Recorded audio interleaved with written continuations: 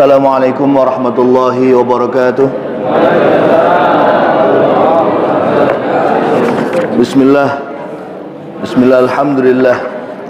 Alhamdulillahi munawwiril qulubi bi isyraqi syamsil iman wa syarihis suduri bi safa'it tauhidi wa sirril iqan.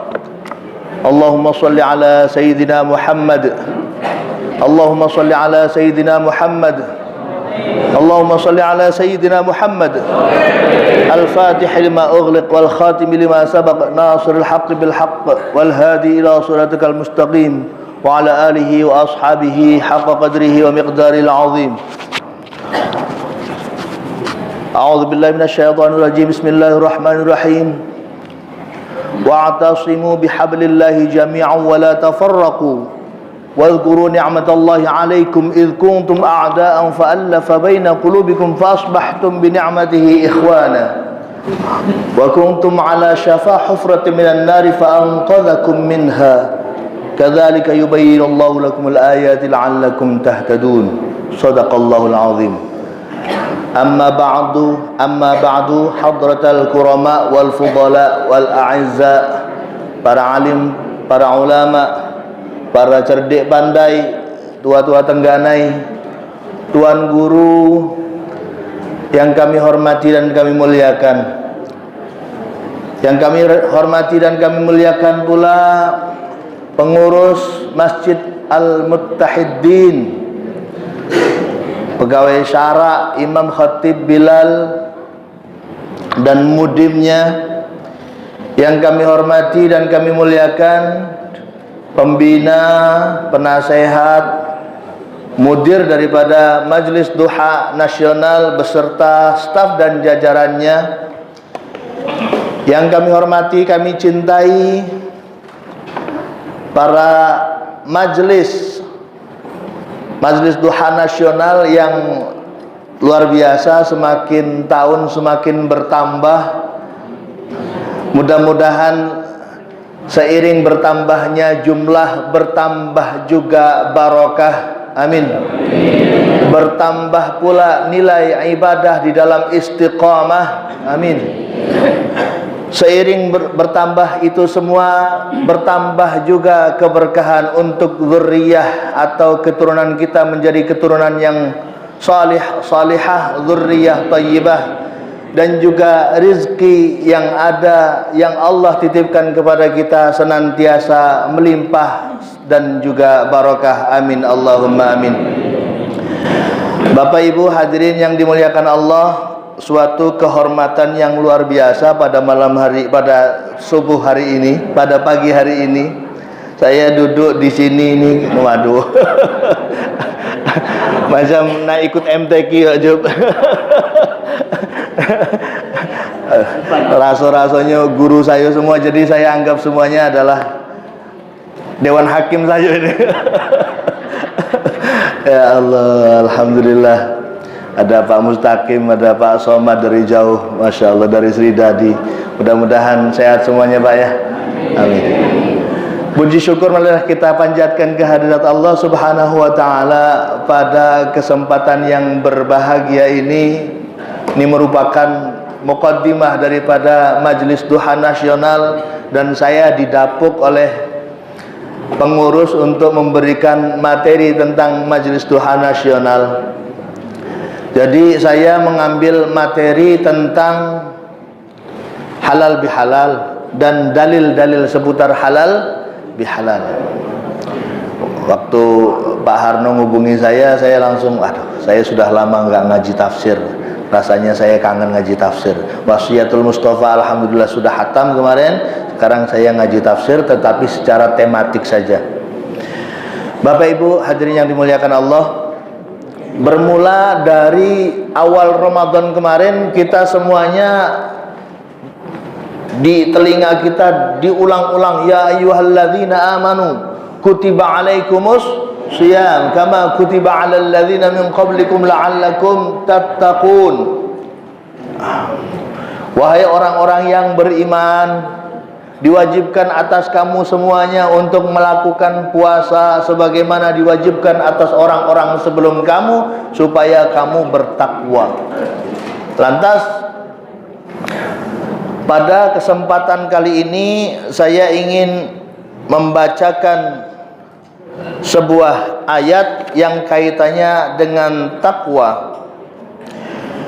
Pengantar untuk halal bihalal, Bapak Ibu hadirin yang dimuliakan Allah. Halal bihalal adalah sebuah tradisi yang langka, yang unik, yang hanya ditemukan di Indonesia. Nyebrang sedikit di Malaysia tidak ketemu, apalagi di Arab sana. Tetapi unik, halal bihalal itu bahasa Arab, tetapi di Arab tidak ada istilah halal bihalal. Antik, halal bahasa Arab, bahasa Arab, halal bahasa Arab lagi. Tetapi orang Arab ketika bilang, kamu pergi kemana? Aina tadhhab? Adhhab ila halal bihalal. Apa maksudnya? Saya berangkat menuju halal bihalal, tidak ada yang tahu. Jadi ini merupakan istilah yang unik, merupakan kearifan lokal yang dimiliki oleh bangsa Indonesia, yang Allah ilhamkan kepada para ulama dan para pemimpin Indonesia, dan kita rawat kearifan lokal tersebut dari dulu kala sampai sekarang. Tentu sudah menjadi rahasia umum bagaimana asal mula daripada halal bihalal, bahwa waktu itu Presiden Soekarno bertanya, meminta fatwa kepada para ulama, tema apa yang cocok setelah kemerdekaan direbut, setelah mulai dirancang kabinet-kabinet, setelah Idul Fitri ini apa kira-kira momen yang tepat. Selepas beliau bertanya apa acaranya, ulama tersebut menyatakan bahwa kalau mau'izatul hasanah biasa, silaturahim biasa, Pak Karno pengennya yang baru. Akhirnya ulama tersebut memberikan alternatif, memberikan saran, acaranya adalah halal bihalal. Kalau sebelumnya banyak orang yang berkepentingan pengen jadi menteri ini, pengen punya kedudukan ini dan lain sebagainya, akhirnya di situ ada perseteruan, tarik ulur kepentingan, dan ketika Idul Fitri sudah terlaksana dan setelah itu pengen ada acara, maka acaranya disebut sebagai acara halal bihalal. Sudah? Tidak nyambung. Tidak nyambung ya. Baiklah, saya langsung saja membacakan ayatnya. A'udzubillahi minasyaitonirrajim. Bismillahirrahmanirrahim. Ya ayyuhalladzina amanu taqullaha haqqa tuqatih wa la tamutunna illa wa antum muslimun.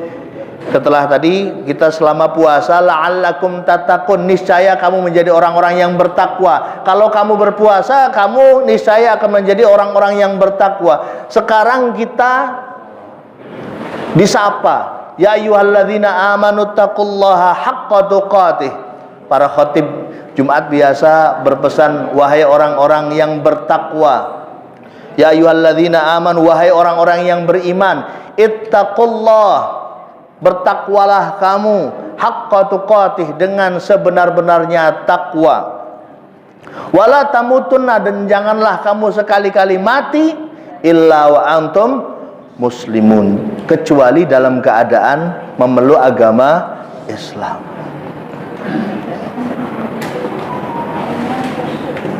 Takwa itu sendiri apa? Takwa itu sendiri secara bahasa adalah menghindarkan diri dari murka Allah.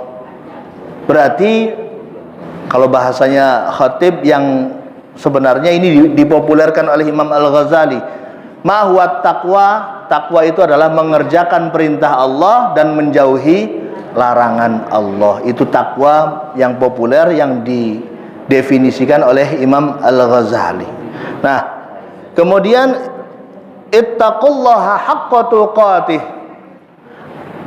bertakwalah dengan sebenar-benarnya takwa. Di dalam kitab yang saya pegang ini, kitab tafsir Jalalain, disyarahi di sini, bi ayyuta'a fala yu'si wa yashkur fala yakfur wa yudhkiru fala yansa. Faqala ya Rasulullah wa may yaqwa ala hadha. Kira-kira setelah puasa 1 bulan, ini saya mau nanya ini, bapak-bapak dan ibu-ibu, setelah puasa 1 bulan, kira-kira kalau mengikuti ayat ini kita sanggup tidak ya? Ya ayyuhalladzina amanu taqullaha haqqa tuqatih, bertakwalah kamu dengan sebenar-benarnya takwa. Kira-kira sanggup enggak? Pengertian takwa di sini menurut ayat ini adalah kita mengikuti taat dengan perintah Allah, enggak mendurhakainya, itu yang dinamakan takwa. Kemudian kita mensyukuri setiap nikmat Allah, tidak sesekali mengingkari nikmat yang Allah berikan. Kira-kira sanggup enggak? Kemudian mengingat Allah, berzikir, tidak melupakan Allah barang semenit pun. Kira-kira sanggup enggak? Haqqa tuqatih begini. Haqqa tuqatih begini. Nah, maka di dalam tafsir ini fanusikha biqaulihi fattaqullaha mastata'tum. Dinasakh. Nasakh itu artinya dalam perspektif ilmu tafsir diganti, hukumnya dinasakh, disalin oleh apa? Oleh ayat fattaqullaha mastata'tum, bertakwalah kamu mastata'tum, semampu kamu.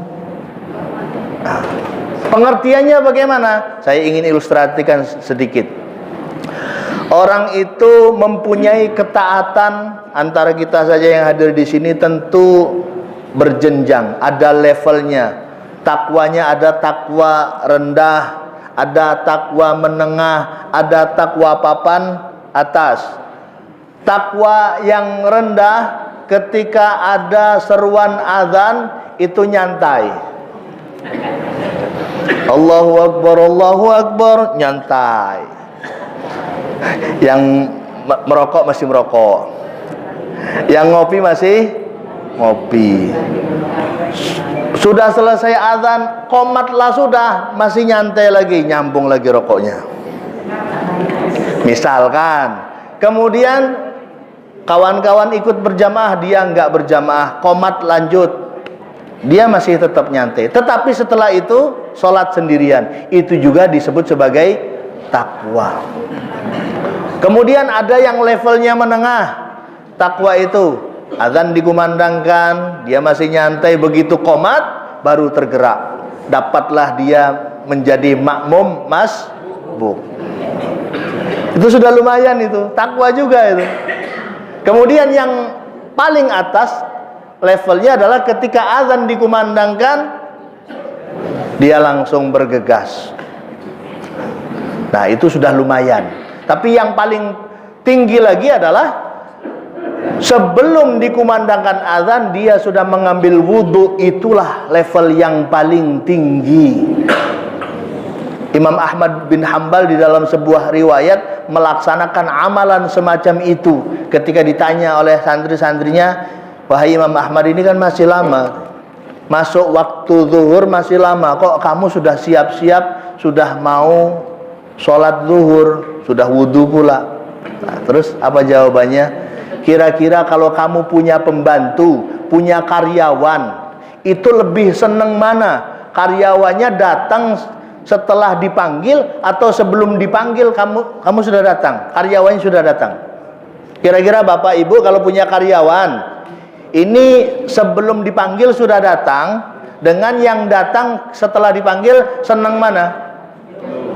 Sebelum dipanggil sudah datang. Nah, inilah level hamba atau karyawannya Allah yang paling tinggi derajatnya. Sebelum dikumandangkan azan sudah bersiap-siap untuk mengikuti sholat berjamaah. Itulah level yang paling tinggi, atau ketakwaan yang lumayan tinggi dalam batasan atau dalam sekup sholat berjamaah.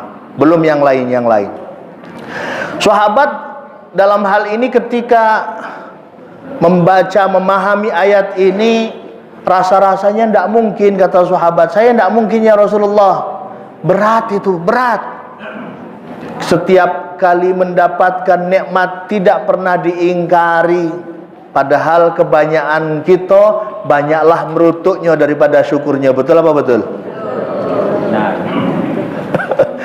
Nah, kemudian banyaklah luponya daripada ingatnya. Jangankan di luar sholat, di dalam sholat kita melupakan Allah Subhanahu wa ta'ala. Ini luar biasa ini kan. Maka ulama-ulama ya, guru-guru kita mengajarkan setelah sholat itu disuruhnya bukan apa-apa, disuruhnya langsung astaghfirullahaladzim alladzi la ilaha illa huwal hayyul qayyum wa atubu ilaih. Sebab kita ini kadang-kadang kurang adab. Waktunya sholat, badannya menghadap Allah, pikirannya masih di pasar, pikirannya masih di kantor. Berarti kita menghadap Allah belum lahir batin, baru lahirnya baik. Maka setelah salam kita dianjurkan untuk membaca Astaghfirullahaladzim. Tapi tidak apa-apa, orang batas itulah kemampuan kita. Tidak usah kita terlalu bersedih, karena Imam Ibnu Athaillah As-Sakandari mengatakan bahwasanya qalilul amali ma'a wujudil minnati khairun min katsiril amali ma'a syuhudit taqsir. Ya, kita beramal sedikit, beramal tidak khusyuk, tetapi kita merasakan bahwa itu adalah takdir yang Allah berikan kepada kita. Ya Allah, alhamdulillah saya badan yang macam ini, saya pikiran yang macam ini, saya hati dengan kondisi kayak gini, masih Engkau takdirkan, Engkau izinkan untuk sujud, untuk sholat, menyembah kepadamu. Saya ini alhamdulillah, walaupun sholatnya belum bisa khusyuk. Itu lebih baik daripada kita bisa sholat Allahu Akbar dari awal sampai akhir, mayoritas khusyuk. Tetapi ketika misalkan kunut, kok pikirannya kemana-mana, setelah itu kita ini merasa gelisah. Ya Allah, tadi enggak khusyuk, saya ingat ke sana. Kita merasakan yang semacam itu tidak lebih baik. Lebih baik yang tadi, alhamdulillah saya ini kok macam ini ditakdir menjadi orang yang bisa bersujud. Itu lebih baik daripada khusyuk tetapi merutuk-merutuk.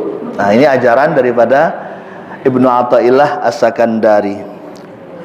Nah, sahabat ketika bertanya, saya nggak bisa semacam itu, akhirnya Rasulullah mendapatkan wahyu baru, yaitu fattaqullaha mastata'tum, bertakwalah kamu kepada Allah sesuai dengan kemampuan kamu. Mampunya kita macam itu, ya sudah, laksanakan semampu kita. Wala tamutunna illa wa antum muslimun, janganlah kamu ini mati kecuali dalam keadaan Islam. Ini penting ini. Artinya kita harus menjaga keislaman kita. Bagaimana supaya kita menjaga keislaman kita? Guru-guru kita mengajarkan bahwa setiap selesai sholat itu biasanya membaca la ilaha illallah. Ya Latifu ya Kafi ya Hafidhu ya Syafi, Ya Latifu ya Kafi ya Hafidhu ya Syafi, Allah ya Latifu ya Wafi, Allah ya Karimu Anta Allah, La ilaha illallah, La illallah, La ilaha illallah. Supaya lidah ini terbiasa, bapak-bapak, ibu-ibu, ketika ajal menjemput kita, lisan kita tidak keluh untuk mengucapkan la ilaha illallah. Kenapa demikian? Karena orang yang bisa mengucapkan la ilaha illallah di akhir umurnya, itulah orang yang mati dalam keadaan husnul khatimah. Man qala fi akhir umrihi la ilaha illallah dakhalal jannah, orang itu masuk surga. Kemarin saya hadir di pengajian UAS Ustadz Abdul Somad, saya yakin Bapak Ibu di sini banyak juga yang hadir. Ya, hadirnya Pak ya. Nah, beliau menyiratkan guru saya memberikan amalan kepada saya 3. Yang pertama istighfar, yang kedua apa Bu? Sholawat, yang ketiga tahlil. Ini beliau itu berthariqah. Ustadz Abdul Somad itu mengikuti thariqah, menganut atau menjadi pengamal thariqah. Cuman saya belum tahu thariqahnya ikut thariqah apakah Naqsabandiyah atau Qadiriyah atau apa, saya belum tahu. Cuman semua thariqah itu mengamalkan wirid asas ini. Istighfar sebagai wujud takhalli, kemudian yang kedua sholawat sebagai wujud tahalli. Apa takhalli? Takhalli itu ibarat gelas ini. Takhalli itu gelasnya yang tadinya kotor dibersihkan dulu, dicuci pakai sabun. Sabunnya, air yang mencucinya itu menggunakan lafaz astaghfirullahaladzim. Setelah itu, setelah bersih, baru tahalli, diisi. Mengisi airnya menggunakan sholawat. Allahumma sholli ala Sayyidina Muhammad wa ala ali Sayyidina Muhammad. Atau sholawat-sholawat ya sesuai dengan mursyidnya. Mursyidnya mengajarkan sholawat ummi atau sholawat apa, itu masing-masing punya cara masing-masing. Kemudian setelah dibersihkan, kemudian setelah dihiasi atau diisi dengan air, kemudian baru la ilaha illallah, yaitu itu fase atau level tajalli. Kita betul-betul menyaksikan kebesaran Allah. La ilaha illallah, tidak ada yang patut disembah kecuali Allah. Tidak ada yang memberikan rizki di dunia ini kecuali Allah. Tidak ada yang bisa memberikan kebahagiaan, ketentraman di hati kita kecuali Allah Subhanahu wa ta'ala. Nah, itulah lafaz tahlil mengantarkan kita menjadi hamba Allah yang sebenar-benarnya. Jadi wala tamutunna illa wa antum muslimun, kita semuanya pengen menjadi hamba Allah yang meninggal dalam keadaan husnul khatimah. Kita harus mengistiqomahkan lafaz la ilaha illallah. Ayat berikutnya wa'tasimu ay tamassaku, berpeganglah bihablillahi, dengan talinya Allah. Talinya Allah maksudnya apa? Dinihi ay dinihi. Di dalam tafsir Sayyid Tantawi, saya nggak bawa, ada di buku di mobil itu. Hablillah bima'na Al-Quran. Jadi kita semuanya diserukan, diwajibkan i'tisam bihablillahi, dengan talinya Allah, yaitu agamanya Allah. Di dalam tafsir lain dengan kitabnya Allah, yaitu Al-Quran. Jangan kita berlepas dari itu. Ketika kita berlepas sudah tergelincir. Berpegang itu harus kuat, yang dipegang juga sesuatu yang mestinya kuat. Al-Quran, siapa yang meragukan bahwasanya nilai-nilainya sangat kuat? Insya Allah Al-Qurannya kuat, cuman kitalah yang berpegang nih kadang-kadang renggang. Maka dalam kesempatan kali ini, melalui ayat wa'tasimu bihablillahi jami'an wa la tafarraqu, monggo mari sama-sama kita perkuat pegangan kita, kita pererat atau kita dekatkan jarak kita dengan Al-Quran. Mudah-mudahan kita mendapatkan syafaat barokah daripada Al-Quran, sehingga kita tidak terlepas dari tadinya Allah Subhanahu wa ta'ala. Jami'an, semuanya. Wala tafarraqu, dan janganlah kalian bercerai-berai. Nah, momentum halal bihalal itu sedang melaksanakan ayat ini, wa'tasimu bihablillahi jami'an wa la tafarraqu. Tetapi kan Pak Ustadz, kan tidak mungkin rasanya. Kita ini beda kepala, beda pemikiran. Betul. Beda guru, beda yang diajarkan. Betul. Tetapi yang dilarang oleh Al-Quran bukan ikhtilaf. Maka ayatnya bukan wala takhtalifu. Wa'tasimu bihablillahi jami'an wa la tafarraqu. Berbeda tetapi tidak saling bercerai-berai. Itu yang canangkan di sini. Digaris bawahi, jangan bercerai-berai. Kalau berbeda tidak masalah, karena kita ini memang ditakdirkan berbeda.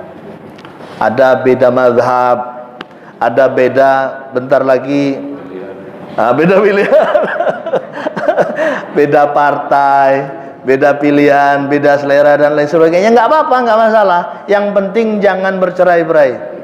Nah, melalui majelis ini juga, ini politik tetapi etika politik ya. Di majelis ini berpolitik tetapi etika politik, silahkan. Kalau yang sudah punya pilihan partai monggo, pilihan caleg silahkan, yang punya pilihan presiden silahkan. Kata Pak Arno silahkan, ada grupnya sendiri katanya. MDN berpolitik katanya. Allah Rabbi. Ya silahkan. Jadikan itu sebagai sarana untuk berdiskusi, untuk menambah ilmu politik dan informasi, bukan untuk sarana memperbanyak dosa. Nih, ingat ini. Karena ketika yang dikonsumsi adalah kejelekan, kita juga akan tertular jelek.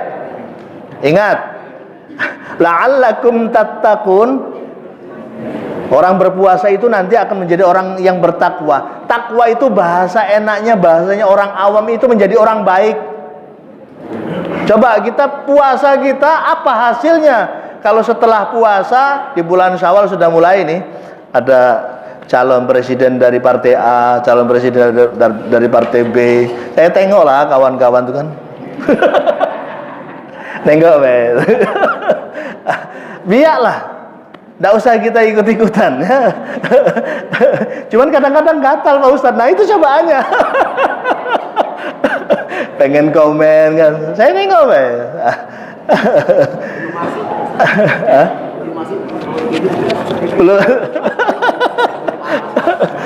belum masuk ini padahal. Masih pemanasan Pak Arno. Wala tafarraqu, yang diharamkan oleh Allah itu adalah bercerai-berai. Kalau berbeda pandangan silahkan, tidak apa-apa. Wala tafarraqu wadhkuru ni'matallahi 'alaikum. Wadhkuru, dan ingatlah kamu terhadap apa? Ni'matallahi, akan kenikmatan yang Allah berikan.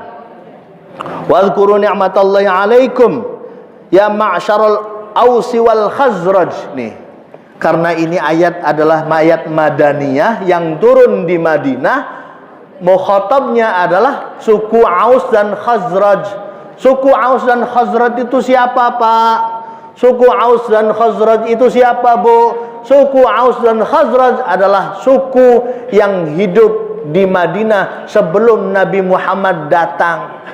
Dan sebelum Nabi Muhammad datang, dua suku ini langganan perang saudara. Perang lagi, oke, damai lagi, ngumpulin senjata lagi, perang lagi, kayak itu terus. Begitu Rasulullah datang, Rasulullah menjadi orang tua untuk kedua suku ini dan mendamaikan melalui piagam Madinah. Akhirnya tidak ada lagi perang. Maka suku Aus dan Khazraj banyak yang masuk Islam. Ingatlah nikmat yang telah Allah berikan dengan diutusnya Nabi Muhammad di tengah kamu, sehingga kamu sekalian yang tadinya berperang akhirnya bisa berdamai, dan hari ini tanpa peperangan, dan itu merupakan nikmat yang luar biasa. Bahasa yang lebih enak begini, kita tidak bisa beriman dengan baik tanpa adanya rasa aman. Maka kita mesti menjaga keamanan kita supaya keimanan kita bisa bertambah baik. NKRI harus dijaga, jangan sampai terpecah belah. Ketika NKRI sudah terpecah belah, yang terjadi adalah rusuh. Saya tadi cerita dengan Pak Jufri bahwa ponaan saya S2 di Sudan. Di Sudan itu perang Bu. Kemarin ngobrol dengan Pak PH, ada 19 anak putra daerah Batanghari yang kuliah di Sudan, semuanya pulang gara-gara rusuh di sana. Saya kadang-kadang nengok status ponaan saya tuh rasa sedih, Pak. Ditulis di situ jam berapa malam di sana kan, anak-anak sana pada istighosah minta aman, doa minta aman kepada Allah. Kemudian setelah itu ponakan saya bilang di statusnya 5% lagi HP, setelah itu tidak ada lagi katanya. Karena di sana tidak ada listrik, putus semuanya, jadi mencekam. Maka dari itu kita bersyukur sekarang ini, mari kita sama-sama menjaga keamanan ini demi supaya keimanan kita semakin bertambah baik. Idh kuntum a'da'an fa'allafa baina qulubikum fa'asbahtum bi ni'matihi ikhwana. Dengan adanya nikmat yang telah Allah berikan, dan Allah berikan rasa nyaman di tengah-tengah kalian, maka kalian antara suku Aus dan Khazraj menjadi bersaudara. Barokah itu semuanya. Dan kita kalau konteksnya kita, maka kita sebagai anak bangsa Indonesia yang dulunya terjajah, yang dulunya rawan perang saudara dan lain sebagainya, barokah berdirinya NKRI, alhamdulillah kita dalam kondisi yang aman, sentosa, ibadahnya tenang, alhamdulillah. Wa kuntum ala syafa hufratin minan nari fa anqadhakum minha kadzalika yubayyinullahu lakum ayatihi la'allakum tahtadun. Ini merupakan petunjuk dari Allah supaya kita semuanya menjadi orang-orang yang mendapatkan petunjuk. Berikutnya, ayat berikutnya, Barno. Nah, waltakum minkum ummatun yad'una ilal khairi wa ya'muruna bil ma'rufi wa yanhauna 'anil munkar wa ulaika humul muflihun. Waltakum minkum, jadilah kamu semuanya ummatun, umat, yad'una yang menyeru ilal khairi pada kebaikan.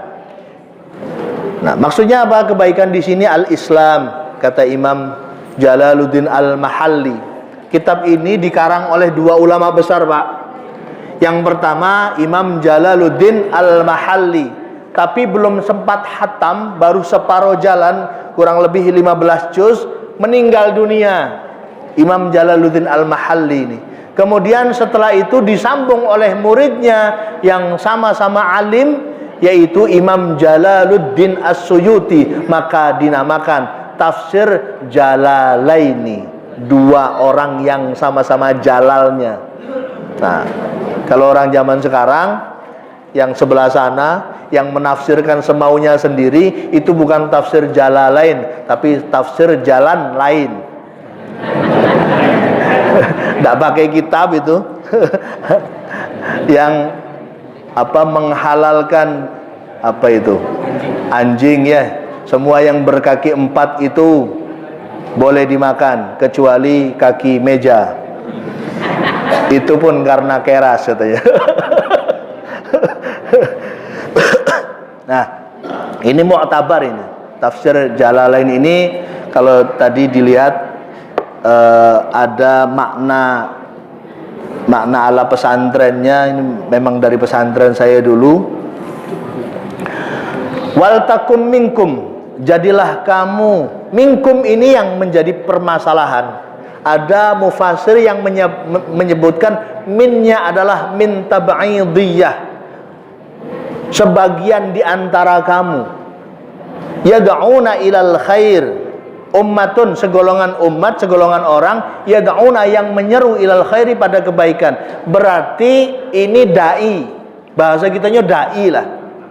Sebagian dari kamu, kalau dimaknai minnya min tab'idiyah, sebagian, berarti di antara kita ini memang perlu adanya dai. Dan alhamdulillah pemerintah Kabupaten Batanghari sudah menunjuk sejumlah dai. Tetapi apakah berhenti di situ? Tidak, ada tafsiran yang lain. Wal takum minkum ummatun. Minkum di sini min bayaniyah. Min bayaniyah itu apa? Dari semuanya. Ini dari jenis kamu, berarti sama kita. Kita semuanya adalah dai, sesuai dengan kapasitasnya masing-masing. Kalau orang yang bisa ceramah berarti dia menyeru untuk lingkungannya, untuk di mana dia bisa berceramah. Kemudian kalau misalkan dia kapasitasnya adalah guru di kelas, berarti dia adalah orang yang mengajak kepada murid-muridnya. Tapi kalau kapasitasnya sebagai kepala keluarga, ayah, berarti ayah itu adalah dai untuk istri dan anak-anaknya. Kalau misalkan dia itu anak, maka anak pertama berarti dia menjadi dai untuk adik-adiknya. Intinya kalau kita mengikuti min yang bermakna bayaniyah, semua kita adalah dai. Yad'una, yang mengajak ilal khairi, pada kebaikan, wa ya'muruna bil ma'rufi wa yanhauna 'anil munkar, memerintahkan kepada yang ma'ruf dan mencegah daripada yang mungkar. Apa bedanya al khair, mengajak kepada kebaikan, dan memerintahkan yang ma'ruf? Al khair itu adalah nilai-nilai kebaikan yang bersifat universal. Contoh, berbakti kepada kedua orang tua itu menurut ajaran apapun disebut sebagai al-khair. Menolong orang yang kerepotan, membantu orang yang kesusahan, itu adalah al-khair. Nilai-nilai universal itu adalah al-khair. Kemudian wa ya'muruna bil ma'ruf, ma'ruf ini lebih spesifik lagi, yaitu sesuatu yang dikenal di daerahnya. Contoh, memberikan, ini berkaitan dengan teknis ya, memberikan minum kepada orang lain yang kehausan, al khair. Tetapi ketika masuk pada ranah ma'ruf, memberikan dengan kaki atau dengan tangan kiri, itu tidak disebut sebagai al ma'ruf karena tidak etis.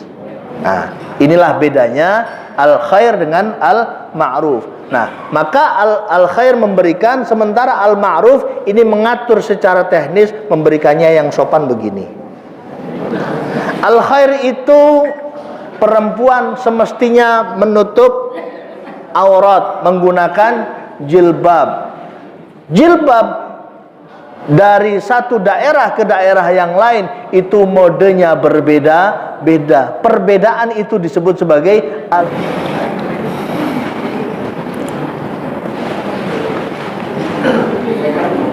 wa yanhauna 'anil munkar. Sekarang pertanyaannya, apa yang harus dicegah dari kemungkaran, atau kemungkaran itu sendiri apa?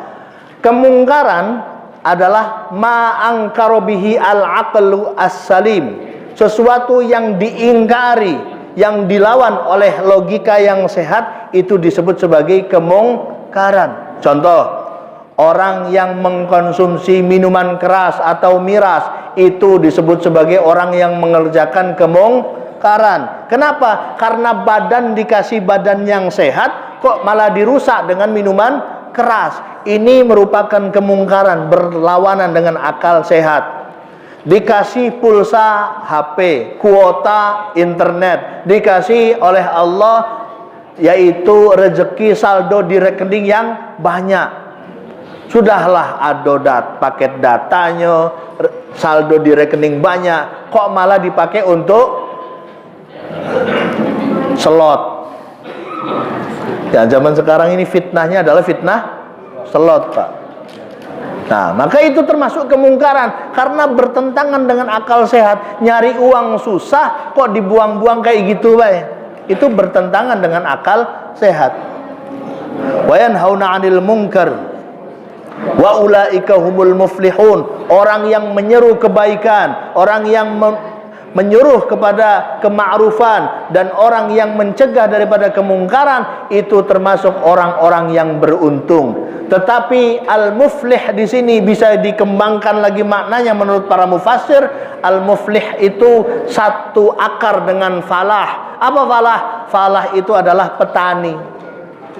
Orang yang menanam kemudian setelah itu memanen disebut sebagai al-falah. Al-falah ini dalam konteks ini adalah orang yang menyeru kebaikan. Bapak-bapak, ibu-ibu punya anak-anak yang degil, kemudian dinasehati, itu rewelnya bapak-bapak dan ibu-ibu adalah tanaman.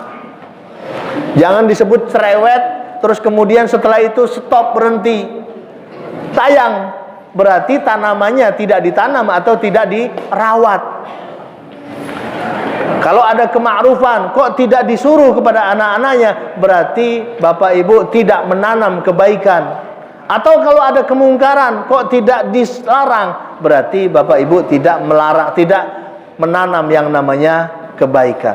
Kita semuanya adalah petani, kita semuanya adalah orang yang menanam, merawat, memberikan pupuk kepada kebaikan-kebaikan yang kita sudah tanam. Mudah-mudahan di kemudian hari kita adalah orang-orang yang memanen hasil kebaikan yang kita lakukan di dunia ini. Amin, Allahumma amin.